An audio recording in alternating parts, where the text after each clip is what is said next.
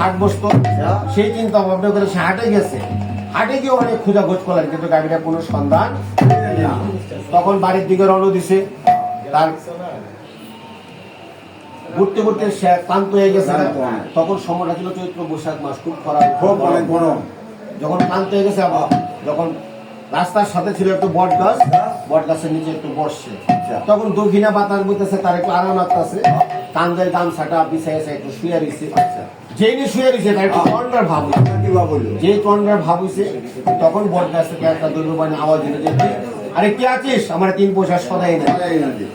তখন সে আশেপাশে তাকায় দেয়, কোনো মানুষজন নাই, কোনো কিছু নাই, একটা দৈববাণী আওয়াজ। যাক, সে আবার শুয়ে রয়েছে। মানুষ ঘুমের ঘরে স্বপ্ন দেখে দেখে সেই চিন্তা ভাবনা করে সে আবার শুয়ে রয়েছে। একবার, দুইবার, 3বার যখন একই শব্দ হতো, তখন সে নিজ থেকে প্রশ্ন করতে লাগছে, আর কে বলছেন সদাই কথা? আমার কাছে কোনো পয়সা করি না, নাই, আর কি বা সদাই তাও তো জানি না। তখন বট গাছ থেকে আবার দৈববাণী আওয়াজ হলো যে, কি বট গাছের গোড়ার মধ্যে একটা বৃন্দা সুবা, সুবাটার নিচে 3টি পয়সা আছে।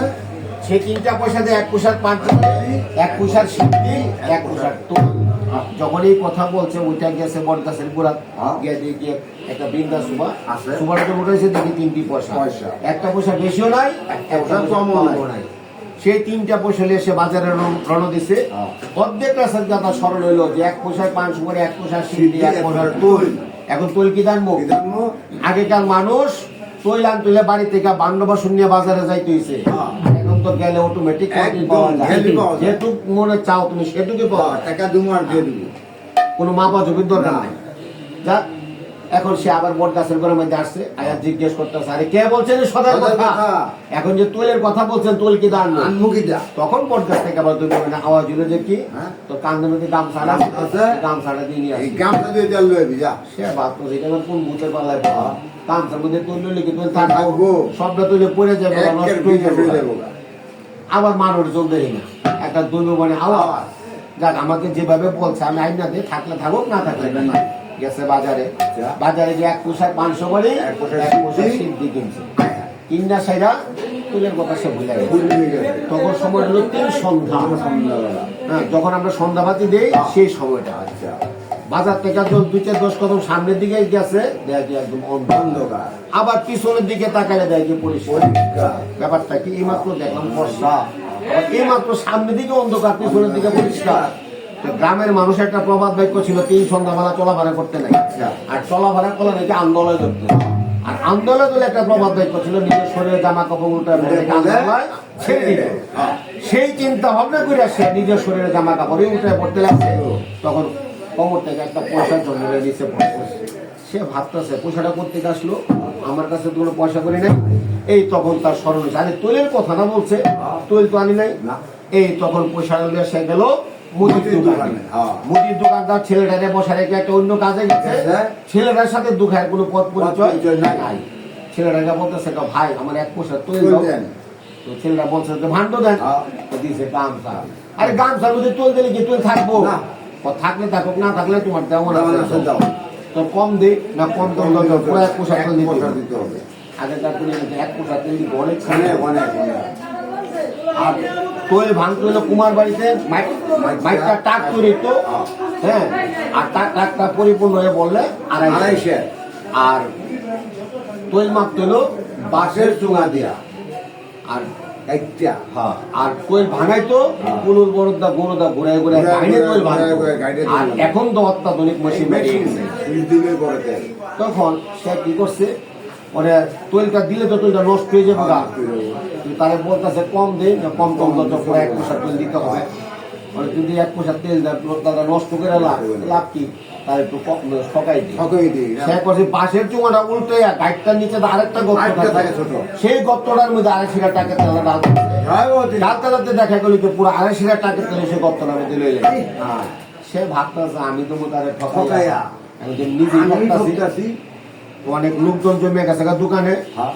তার বাবা দূরের থেকে দেখতে পারি যে তার দোকানে অনেক লোকজন জমছে। দৌড়ে আসছে, জিজ্ঞেস করতে কি হয়েছে, ছেলের জিজ্ঞেস করতেছে কি হয়েছে। ও বাবা কিছু হয় নাই, এই লোকটা আমার কাছ থেকে 1 পয়সা তৈরি করেছে। আমি বলছি ভান্ড দিতে গামছা।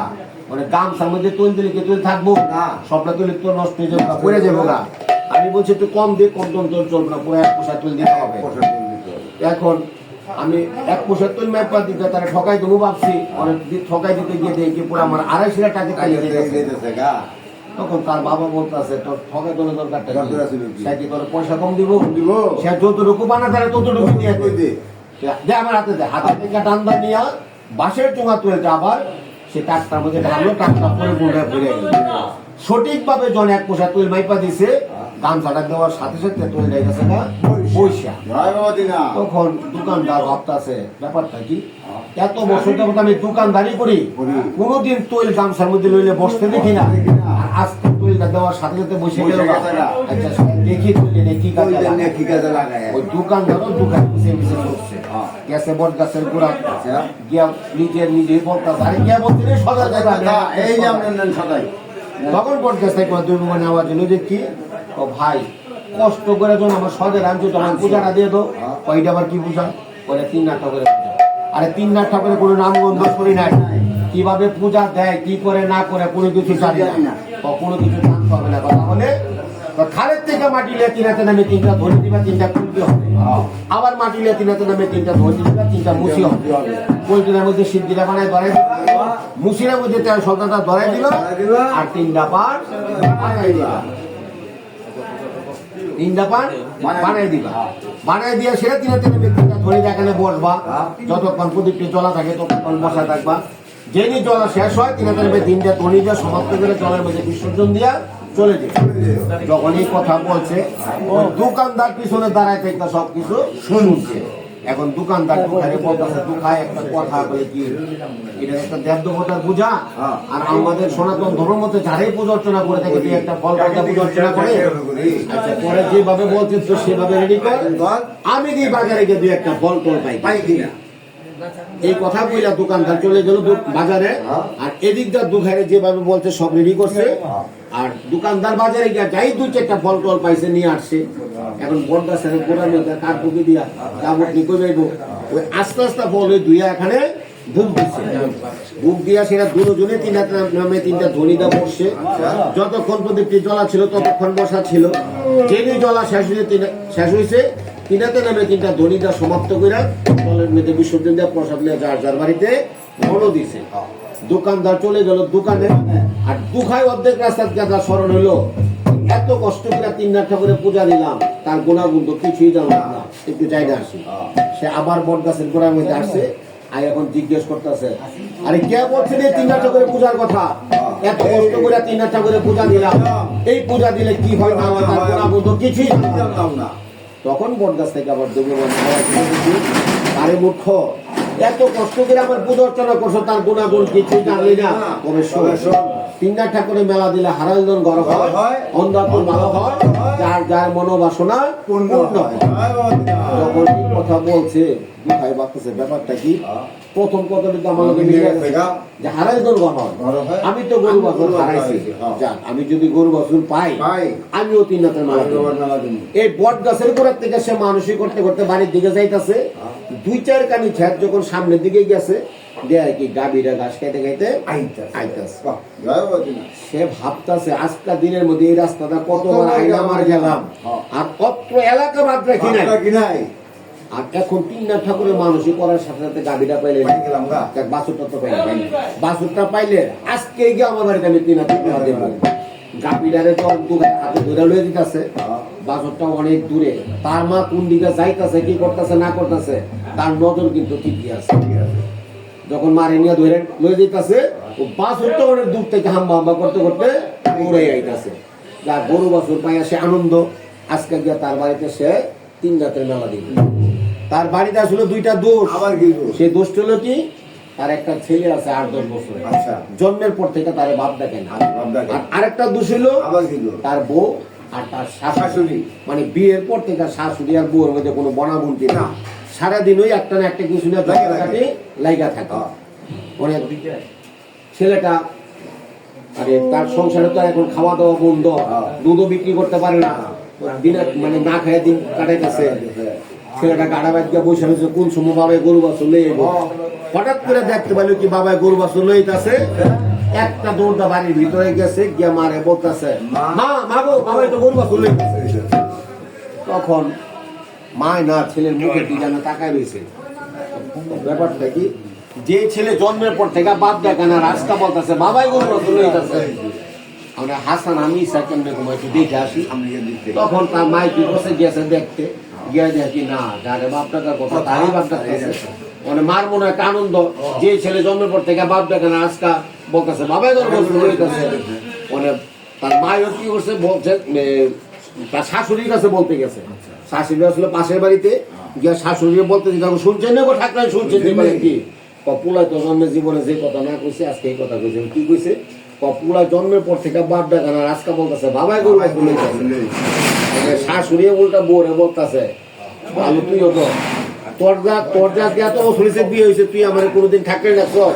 আগেকার মানুষ বউ শাশুড়িকে ঠাকুর রাখতো, এখন তাকে মা। এখন দুখায় গরু বাছুর বাড়িতে এসে বাড়িতে দেখে কি সে মানুষই করছে কিন্তু গরু বাছুর। আর এখন পিতা পুত্রের মধ্যে যে জামালা ছিল, শাশুড়ি বোর মধ্যে যে জামালা ছিল, সব জামালই মিটে গেছে। এখন মারে বলতেছে মা একটা কথা বলে কি, তিনটা ঠাকুরের কৃপায় আমি গরু বাছুর পাইছি। আর আমরা পিতা পুত্রের মধ্যে যে জামালা ছিল, তোমরা শাশুড়ির বোর মধ্যে যে জামালা ছিল, সব জামালই মিটে গেছে। আজকে আমার বাড়িতে আমি তিন দেব।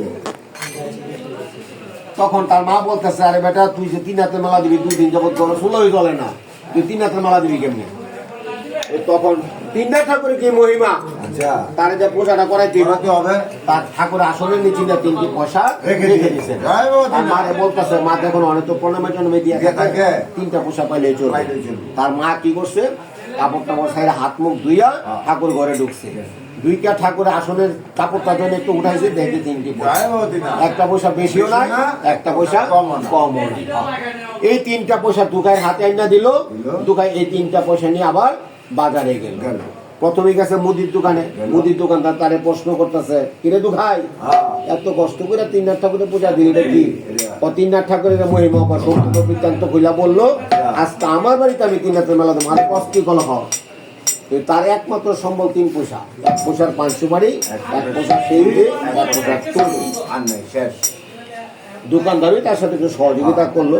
আর আসা যাওয়ার পথে যাই 2-4 ভক্তবৃন্দ পাইছে, নিমন্ত্রণ করছে আজকে আমার বাড়িতে আমি 3 হাতের মেলা দেবো, আপনারা সবাই যাবেন।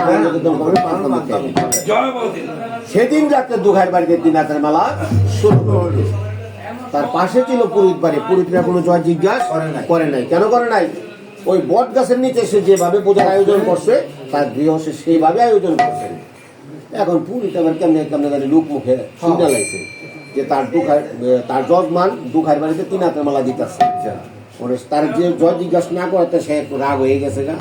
তার চাকর ছিল ফরাইতে ফরাইতে কি করতা চল দুখাইয়ের বাড়িতে যাবো।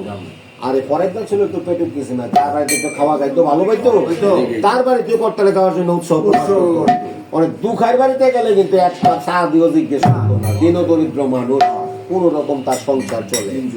তখন কর্তারে বলতেছে কর্তা আমি দুখাইয়ের বাড়িতে কি লেগে যাবেন?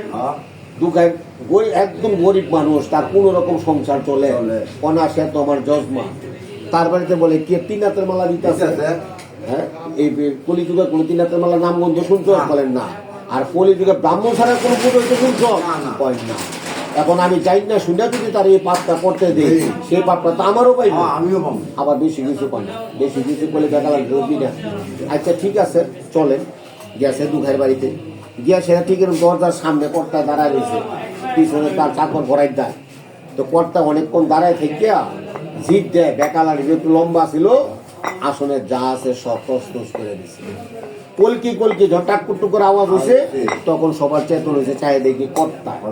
তখন দুখাইয়ে কর্তারা আদর অভ্যর্থনা করতেছে, কর্তা আইসেন বয়সে না, তোর বাড়িতে আমার 1 সেকেন্ডও বসবো না, তোর বাড়িতে আইসা যে আমি আদর অভ্যর্থনা পাইছি তাতে আমি সন্তুষ্ট। এই কথা বইলা কর্তা তার চাকর ঘরের দ্বারা নিয়ে বাড়িতে রওনা দিছে। এদিকটা ভক্তবৃন্দ যারা আছে তারা দুখাইয়ে বলছে দুখায় একটা কথা বলে কি 3 হাতের মেলা তো শেষ, আর আনন্দ কীর্তন মোটামুটি ভালো হয়েছে। এখন কর্তায় জনিটি নষ্ট করে দিছে, আর কি করা, আমরা দনি দিয়া সমাপ্ত করে প্রসাদ দেওয়া যার যার বাড়িতে যাইগা। আচ্ছা ঠিক আছে, তো দনি দিয়া সমাপ্ত করে যার যার বাড়িতে চলে গেল। দুঃখের মনে একটা কষ্ট, এত কষ্ট করে সে একটা 3 টাকা করে পূজার আয়োজন করছে, কর্তায় নষ্ট করে দিল, তো সে আর কি করবো? তো সে আমার প্রসাদ লিয়ে শুয়ে দিছে। কর্তার জন চাকর ফরাদ ধরে বাড়িতে যাইতেছে, অর্ধেক রাস্তা গেছে পরে ফরাদ বলতেছে কর্তারে, কর্তা বলে কি আপনার বাড়িতে যেমন কান্নাকাটি শব্দ শোনা যায়, তখন কর্তা দিছে তার একটা ধমক, এই বেটা তুই কি কানে বাউল শুনোস? তখন সে কথাটা ঘুরে লেছে, না না ওই পাশের বাড়ির মধ্যে গেছে বাড়ির কাছাকাছি। যখন কাছাকাছি গেছে কর্তা উল্টা ফরাদ্দারে বলতেছে, ফরাদ্দারে বলে কি কর্তা ব্রাহ্মণের গলাটা যেমন শোনা যায় রে। তখন সে সুযোগ পাইছে, তখন বলতে আরে কর্তা আগে জানি আমি কানে বাউল শুনছি, মানে আপনার কি কানে বাউল শুনেন? তো বাড়িতে দেখেন কান্নাকাটি গেছে, বাড়িতে গিয়ে দেখে উঠানের মধ্যে পোলাটা মরে রয়েছে আর ব্রাহ্মণের ধৈরা শিক্ষা দিচ্ছে। তখন জিজ্ঞেস করতে কি হয়েছে? ও বাবা কি মানে কিছু হয় নাই, তাহলে দুধ পাত্তা খাওয়াই দিছি, এই করতে ওই গরিকা শুয়ে থাকবো উড়ানো। তখন কর্তার কিন্তু খবর হয়ে গেছে, সে যে অপকর্মটা করে গেছে তার দরুন তার ছেলেটা মারা গেছে। তো চাকর পড়ায় দেয়, ভালো মন্দ কিছু বলে না। এখন জন্মদাতা পিতা না কানলো তবে খারাপ দেখা যায়, তার চোখটা কিন্তু এক ফোঁটা জল আসে না, মানে কান্দের গামছাটা মুখে দিয়া পেঁপে কান্দতেছে। তো বাড়ি ঘরে লোকজন আইছে, আইয়া কর্তারে বলতেছে, কর্তা বলে কি এখন ছেলে মারা গেছে, তার কান্নাকাটি করলো, তো ছেলে ভালো না, তার সৎ কাজ করতে হবে। তখন বাস টাস কাইটা ছেলেরা শ্মশান রওনা দিছে। 3 করে কি করছেন? এক দরবেশের বেশ ধরে, পাগলের বেশ ধরে শ্মশানে গো, কারণ সে এখন পাগল, তার নামটা কিভাবে হবে? যখন নিশিরাত্র অন্ধকার রাত্র মাটি মুটি কাটতেছে, এমন সময় গিয়া জিজ্ঞেস করে, এই তোমরা শ্মশানে কি করো? আরে শ্মশানে কি করি মানে এই নিশিরাত্রে কি শ্মশানে মানুষে তামসা দেখতে মরা মরছে, আরে মরার কি ছিল? মরার কিছু হয় না, ভালো ছেলে, তার মাথারে দুধ পাতা খাওয়াই দিছে, এই করতে ওই গরিকা শুয়ে থাকবো উড়ানো করি নাই। তখন দরবেশ বলতে আছে, পাগলে বলতে আছে, বলে আমি এই কথাটা কিছুতেই মানব না, বিশ্বাস করলাম। মানুষ মৃত্যুর পূর্বে তার যে কোন একটা রোগ শোক উপসর্গ দেখা দেবে, তার যতটুকু বয়স হইও তারপরে তার মৃত্যু হবে। ভালো মানুষ হইলে কোনো সময় মরতে পারে না। না আজকে আমরা সারাদিন দেখছি সে খেলাধুলা করছে, সন্ধ্যার সময় তার মাথায় দুধ পাতা খাওয়াই দিচ্ছে, কি করতে ওই গরিকা শুয়ে থাকবো ওড়ানো পড়ে নাই। এই কথা তো কিছুতেই আমি মানবো না। আর তার যদি কোনো রোগ শোক নাই থাকে, তাহলে পিতা মাতার মধ্যে কোনো অপকর্ম করছে, তার করুন তার ছেলেটা মারা যেতে পারে। আর পিতা মাতার মধ্যে অপকর্ম করবো কেনায়, সে তো ব্রাহ্মণ মানুষ, সেই তো এই জগতে মানুষের কত পাপের প্রায়শ্চিত্ত করে, সে কি পাপ করতে পারে? ওদের ব্রাহ্মণই করছে। আরে ব্রাহ্মণী একদম সরল সোজা, কোনটা ডাইন হাত কোনটা বাম হাত এটাই বলতে পারে, মানে আমি এই কথাটা মানবো না। হয়তো ছেলের কোনো রোগ শোক ছিল, মারা গেছে, নতুবা পিতা মাতার মধ্যে কোনো অপকর্ম করছে, তার জন্য তার ছেলেটা মারা গেছে। যেই অপকর্ম করে থাকুক আমি এখানে বলবো না, সেখান থেকে ধোলা বস্য আইনা মাইকা দিতে পার, ভালো হইলেও হইতে পারে। এই কথা বলার সাথে সাথে পাগলের মতো দরবেশের মতো 8-10 ফুট লম্বা উঠাও। তখন কর্তার মনে কিন্তু খবর হয়ে গেছে, সে যে অপকর্মটা করছে তার জন্য তার ছেলেটা মারা গেছে, নিজের খবর হয়ে গেছে ভিতরে। তখন সঙ্গের সাথী যারা ছিল তারা বলতেছে, ভাই আমি একটা অপকর্ম খারাপ কাজ করছি। আরে আপনি আবার কি খারাপ কাজ করছেন? খারাপ কাজটা হইলো আমার যজমান দুঃখ খায় 3 রাতের মালা দিছে, আমি গিয়ে আমার জয় জিজ্ঞাসা না করাতে আমি গিয়ে আসনটা নষ্ট করে দিছি, তার তরুণ কি আমার ছেলেটা মারা গেল। সঙ্গের সাথে যারা ছিল তারা মরজি গেছে, তারা কর্তারা বলতেছে, আরে কর্তা কোনখানে কোন পাগল আইয়া বলছে দোলা বসে না ছেলের গায়ে মাইকা দিলে ছেলে ভালো হয়ে যাবো গা। আর এই দোলা বসে যদি আপনার ছেলে ভালো হইতো, এই জগতের মানুষ মরতো, সব মানুষ হইতো শ্মশান থেকে দোলা বসে মাইকা ভালো করে লইতে পারতো। আরে তো বোধ গরম হয়ে কইতাছে, আরে তো বোধ আমি যে একটা অপকর্ম করছি না কি করছি এই দর হিসেবে কিভাবে জানলাম?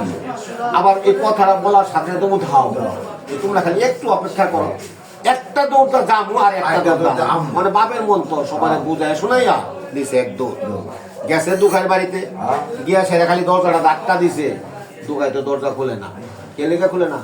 ওই যে সে একটা পূজার আয়োজন করছে, আসনটা নষ্ট করে দিয়ে গেছে, এখন আবার কে লেগে আইছে? মানে এমন ভাবে ধাক্কাইতেছে যদি দরজা না খুলে দরজা ভাঙ্গা লাগবে মানে ভাঙ্গা লাইলে তো দুঃখ হয় তো গরিব মানুষ দিন দরিদ্র মানুষ কোন রকম তার সংসার চলে দরজা মেরামত করার মতো তার শক্তি নেই না তখন মানে বাধ্য তো মানে আস্তে আস্তে দরজাটা খুলছে ভিতরে ঢুকে খালি একটা কথা জিজ্ঞেস করছে কোন জায়গার মধ্যে তুই 3 হাতের মালা দিছ খালি আঙ্গুলটা দেখাইছে এই জায়গা যখন এই জায়গা দেখাইছে পটটায় গিয়ে করছে ওখানে পতলা মাটি মুটি লইয়া দিছে একটু বালা মন্দ আর কোনো জয় জিজ্ঞাসা করে না এখন দু ভাই ভাবতেছে পটটা গিয়ে পাগল হয়ে এলো গা একবারে আসনটা নষ্ট করে দিয়েছে পরে গিয়ে খামসায় কোনো মাটি নিয়ে গেছে দেখ সকালবেলায় গিয়ে খবরটা নেব এই দুলাবর্ষ নেওয়ার পথে কর্তা মানুষই করতেছে আমার যজমান দু ভাই 3 হাতের মালা দিছে একদিন আর এই দুলাবর্ষ যদি আমার ছেলে ভালো হয় আমি স্বর্ণের মূর্তি স্থাপিত করে একা তুলে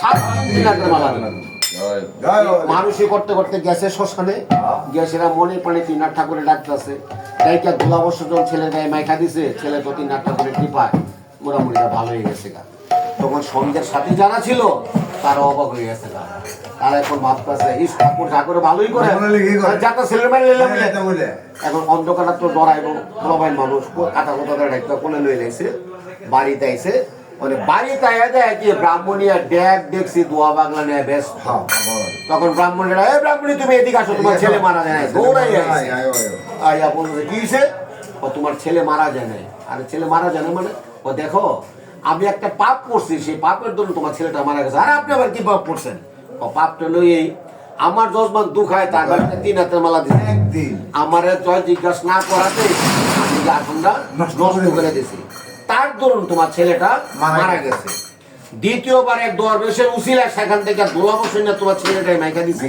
তোমার ছেলে ভালো হয়ে গেছে আর এই দুলাবর্ষ আনার কথা আমি মানুষই করছি আমার যজমান দুঃখায় 3 হাতের মালা দিছে একদিন আর এই দুলাবর্ষ যদি তোমার ছেলে ভালো হয় আমি স্বর্ণের মধ্যে স্থাপিত করে একাত্তমে 7 বেশ ভালো কথা এখন শ্মশানতে আইসি পোলামের মানুষ তো সানসর করে না ঘুমাতে রাখলো ঠিক আজানের সময় আবার পর্দা করার জন্য ডাক্তার লইয়া রওনা দিছে দুখাইয়ের বাড়িতে এইবার গিয়া যখন দুখাইয়ের বাড়িতে খালি দরজাটা ধাক্কা দিছে দুখাইয়ের কাছে পুরো আমার হইয়া একবারে আসনটা নষ্ট করে দিয়ে গেছে আরেকবারে খামসায় কোন কতলা মাটি নিয়ে গেছে এখন আবার কে লেগে মানে পর্দা খুব অনুবিনয় করে ডাকতেছে আরে দুখাই তুই দরজাটা খোল তোর লাগে আমার অনেক কথা আছে দেখা যায় গলার টন্ড একটু নরম দেখ আস্তে আস্তে দরজাটা খুলছে আয়া বসছে বসে এখন জিজ্ঞেস করতেছে আরে দুঃখা একটা কথা বলে কি তুই যে 3 হাতের মেলা দিছস আমার একটু জয় জিজ্ঞাসা করস নাই কই না তখন আমি শূন্য আইছি আয়া জিদ দে আসলটা নষ্ট করে দিছি আর যখন নষ্ট করে দিছি তখন তোর ভাইয়ে মারা গেছে দ্বিতীয়বার এক দরবেশের উসিলা এখান থেকে দুলাবর্ষ নিয়ে গেছি আর এই দুলাবর্ষ নেওয়ার কথা আমি মানুষই করছি তুই 3 হাতের মালা দিছ একদিন আর এই দুলাবর্ষ যদি তোর ভাই ভালো হয় আমি স্বর্ণের মূর্তি স্থাপিত করে একাত্রমে 7 দিন 3 হাতের মালা দেব মানে এই 3 হাতের মালা দিতে কি লাগে না লাগে আমি তো কিছুই জানি না আমি ব্রাহ্মণী লিখিব এখন তোরই সবকিছু করতে হবে তুই এখন আমার বাড়িতে চল তখন দুখার মনে একটু সাহস হয়েছে এই দুখারে লইয়া কর্তা বাড়িতে গেছে এখন সকালবেলা বাড়িতে গেছে যাওয়ার পরে তারা টিফিন টিফিন করাইয়া বলতেছে আজকের থেকে তুই আমার বাড়িতে 7 দিন 3 হাতের মালা দিবি এখন কি লাগবো পারে কর্তা 7 দিন 3 হাতের মালা দিতে তেমন কিছু লাগে না কি লাগে আমরা 7 দিন 3 হাতের মালা দিলে আমরা 7 পয়সার 7 পয়সার সিদ্ধি 7 পয়সার তোর এরপর আপনি মনে যা যা খরচ করেন আপনি মনের ব্যবহার তাই নাকি বলা হয় তখন টাকা পয়সা বাড়ি করে দিছে দিয়া সেরা বলতেছে আগে যাবি তুই বণিকর ঘরে গিয়ে আগে স্বর্ণ দিয়ে 3 হাত ঠাকুর একটা বিগ্রহ বানাবি তারপরে 7 পয়সার 500 করে 7 পয়সার সিদ্ধি 7 পয়সার কিনা সেরা তোর চোখে যত ফল ফলাদি পরে সব কিনবি কিনা হাটে গ্রামে গঞ্জে সব জায়গায় ঢোলপিটা দিবি দেখি ব্রাহ্মণের বাড়িতে একাত্তরে 7 দিন 3 হাতের মেলা হবে আপনারা সবাই যাবেন আনন্দ কীর্তন করবেন খাবেন টাকা পয়সা সে বাজারে গেল প্রথমেই গেল বণিকর ঘরে এখন বণিকরে গিয়ে বলতেছে ভাই আমার একটা 3 হাত ঠাকুরের বিগ্রহ বানাই দেন এখন বণিক বলতেছে কেন লোক দেন তখন দুঃখাই বলতেছে আমি কেন লোক কই পাবো তাহলে আমি কই পাবো তাহলে একটা ছবি দেন আমার কাছে ছবি টবি কিছুই নেই তো বণিক বলতেছে আমি কিভাবে বানাবো তখন তার স্মরণ হইলো খালের থেকে মাটি লিয়া তিনাতে নামে তিনটা ধনীরা যদি তিনটা কুল ফিরতে পারে, তিনটা মুসুইতে পারে, তাহলে 3 ঠাকুরের বিগ্রহ হইব। তখন বণিক করে বলতেছে একটা কাজ করেন, বলে কি, এখানে একটা গর্ত করে আর 100টা গালান, আমি 3 ঠাকুরের নামে 3টা ধরি দেবো, তরল পদার্থ না সেই গর্তের মধ্যে ঢেলে দিবেন, জমট হইয়া যেটা হবে সেটাই 3 ঠাকুরের বিগ্রহ। তো বণিক ভাবতেছে এটা আবার কোন আম্মা বলে বললাম, হ্যাঁ তরল পদার্থ গর্তের মধ্যে ঢেলে দিলে বলে 3 ঠাকুরের বিগ্রহ। হ্যাঁ আচ্ছা যাক, আমার মজুরি পাওয়া আছে বা আমি এমনি বানাই দিই, সমস্যা কি। তখন 100টা গালাইলো, দুখাই মনে মানে 3 ঠাকুর রেখে 3টা ধরে দিল, আর তরল পদার্থটা সেই গর্তের মধ্যে কিছুক্ষণ পর্যন্ত জমা রয়েছে, উঠাই দেখে 3 মাথা 6 হাত, শঙ্খ চক্র গদা মানে বিকট মূর্তি। এই মূর্তি তো দেখিয়া বণিক অবাক হয়ে গেছে না, দুখাই অবাক হয়ে গেছে না। এখান থেকে টাকা পয়সা দিয়ে বিগ্রহটা লইলো, লইয়া সেটা 7 পয়সার 500 বাড়ি 7 পয়সা 7,000 তৈরি করলো। তার চোখে যত ফল ফলাদি বলছে সব কিনছে, কিনা হাটে গ্রামে গঞ্জে সব জায়গায় লুটটা দিল যে কি ব্রাহ্মণের বাড়িতে 71 7 দিন তিনাতের মেলা হবে, আপনারা সবাই যাবেন, আনন্দ কীর্তন করবেন, পান তামাক খাবেন। সেদিন রাত্র থেকে ব্রাহ্মণের বাড়িতে তিনাতের মেলা শুরু হলো। 1 দিন 2 দিন 3 দিন 4 দিন 5 দিন 6 দিন গত হয়ে গেল। 7 দিনের দিনে কি হলো, এক অন্ধ আর এক আত্মা। আচ্ছা আপনারা কেমনে কেমনে লোক মুখে শুনছে যে ব্রাহ্মণের বাড়িতে 3 হাজার মালা হইতেছে, সেখানে যে মনের বাসনা করে 3 ঠাকুর তার মনের বাসনা পূর্ণ করে। আর অন্ধ লোক মুখে কেমনে কেমনে শুনছে যে ব্রাহ্মণের বাড়িতে 3 হাজার মালা হইতেছে, সেখানে যে মনের বাসনা করে 3 ঠাকুর তার মনের বাসনা পূর্ণ করে। দুইজন একই পথের পথিক, মানে আতুরে হাসতে হাসতে যাইতেছে, আর অন্ধ লাঠি দিয়ে আটুকতে রুখতে যাইতেছে। এক সময় অন্ধ কি করছে, আতুরের উপরে গিয়ে যেই উপরে গিয়ে পড়ছে, আতুরে গেছে গাছি এই বেটা তুই চোখে দেখছ না, আতুরে মানুষ বিক্রিটা অন্ধ থাকে একটু সরল সোজা। যখন এই কথা বলছে অন্ধ নরম হয়ে কইতেছে, ভাই আমি যদি চোখে দেখতাম উপরে পড়তাম, দেখ না লাঠি নিয়ে কোনো রকমের খুঁজতে চলে, তুই কই যাবি, আমি ব্রাহ্মণের বাড়িতে যাবো। তাই নাকি কলা হ, আরে আমি তো ব্রাহ্মণের বাড়িতে যাবো, আমি তো আতুর। মানে দুইজন একই পথের পথে, দুইজনে গপ্প করতে করতে সামনের দিকে যাইতেছে। কিন্তু এটা কিন্তু সময় শেষ, তারা কি এই 6 দিনের মধ্যে যাইতে পারবে না? এই 6 দিনের মধ্যে কত হাজার হাজার লক্ষ লক্ষ মানুষ আইতেছে যাইতেছে, বাবার গুণগান শুনছে। কিন্তু এমন একটা সময় রওনা দিছে, মানে এক সময় আতুরে কইতাছে অন্ধরে, বলে অন্ধ বলে কি তোর আর ঠাকুর বাড়িতে যাওয়া হবে না। কেন, তুই তো অন্ধ, এক রাস্তা যাবি আরেক রাস্তায় মানুষজন পাইলে না জিজ্ঞেস করবি। বলে হ ঠিকই কইছ। আর আতুরে কথা আমারও আর যাওয়া হইব না, আমি তো আতুর, আমি কয়দিন এই রাস্তায় রাস্তায় যাবো। দুইজনে গপ্প করতে করতে সামনের দিকে যাইতেছে। এক সময় আতুরে অন্ধ বলতেছে, অন্ধ বলে কি আমার একটা বুদ্ধি আছে, যদি বুদ্ধিটা তুই শুনো আমরা দুইজনে তাড়াতাড়ি যাইতে পারবো। তো অন্ধ বলতেছে বুদ্ধিটা কি কমু কথা নেই, তুই আর আমি যদি এক হইতে পারি তখন অন্ধ তো সরল সোজা মানুষ, সে যা বুঝে তাই বলে। তখন আতুরে বলতেছে, আরে বেটা তুই তো 1 নম্বরে আম্মু, তোর মার পেটেতে তুই আসলে এক ভাবে, আমার মার পেটেতে আমি এসে এক ভাবে, এই দুজনকে জীবনে এক হইতে পারা যায়। তুই কথাটা বুঝলি না, তাহলে বুঝায় কমু কলে কথাটা লই, এই তোর দেহে আছে শক্তি আর আমার সাথে দুইটা চক্ষু, এই দুইটা খানো কর।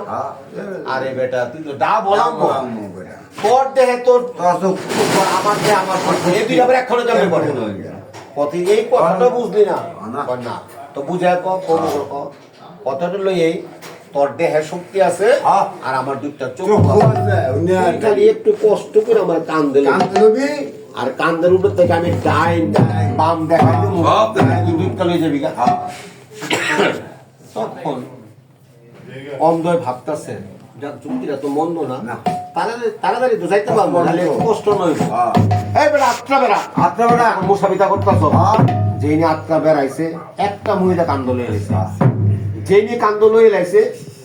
আতুর মানুষ জীবন আরাম কি জিনিসটা বুঝতে না, মানে কান্দের উপর উঠটা এমন আরাম লাগতেছে ঝুঁকিয়ে ঝুঁকিয়ে যদি 50 রাজি মশাই কোনোদিন ঘুমাইতে এমন আরাম আর পাইল মানে কান্দের উপর একটু আরামের ছাড়া তিন ঠাকুরের কথা গেছে গা বই তার মনে গেছে রাত অন্ধ আজকা করে বিশ্বাস বানাইল মানে যাওয়ার দরকার ডাইনে বামে রাজা বাদশার মতো অর্ডার থাকতেছে আবার যাওয়ার দরকার বামে ডাইনে এই ডাইন বাম করতে করতে সারা মাঠ অন্ধরে ঘুরে ঘুরাইতেছে ওই দিকটা কিন্তু ব্রাহ্মণের বাড়িতে 3 রাতের মেলা শেষ হয়ে গেছে ভক্তবৃন্দার প্রসাদ যখন যার যার বাড়িতে রওনা দিচ্ছে কিছু সংখ্যক ভক্ত যখন মাঠের মধ্যে আইছে এক অন্ধের কান্দের মধ্যে এক তখন জিজ্ঞেস করতেছে ভাই তোমরা কই যাইবা তো ভাই আমরা তো ব্রাহ্মণের বাড়িতে যাবো আরে ব্রাহ্মণের বাড়িতে তো 3 রাতের মেলা শেষ কোথায় কি বলো এখন কিন্তু আর অন্ধ সহ্য হইতেছে একটু গিয়ে আইসিনি একটু গিয়ে আইসিনি আর আত্মীয় মনে মনে ভাবতে তার জন্য না ঘুরাইতাম তাহলে কিন্তু জোরে কয় না জোরে বলে একটা আশা এখন সঠিক পদ্মা আইতাছে কতটুক গিয়ে গাইছিনি কতটুক গিয়ে গাইছিনি এই যখন ঠাকুর বাড়িতে আসনের সামনে গেছে খালি বলছে যে আইসি কান্দের উপরে থেকে আতুরা ফালাইয়া ঠাকুরের সামনে অন্ধ কইরা মনে পড়ে 3 ঠাকুর ডাকতেছে ওখান থেকে গোলা বসো বেরা বেরা তারপরে 3 ঠাকুর ডাকে সন্তুষ্ট হয়ে 3 ঠাকুরের বিগ্রহ পৃথিবীর গাছপালা তৈল লতা ঘর বাড়ি দিকে এত সুন্দর পৃথিবী সে তো জন্ম অন্ধ পৃথিবী সম্পর্কে তার কোনো ধারণাই নেই মানে পিছনের দিকে তাকায় দেয় কি আতুরে ঘোরা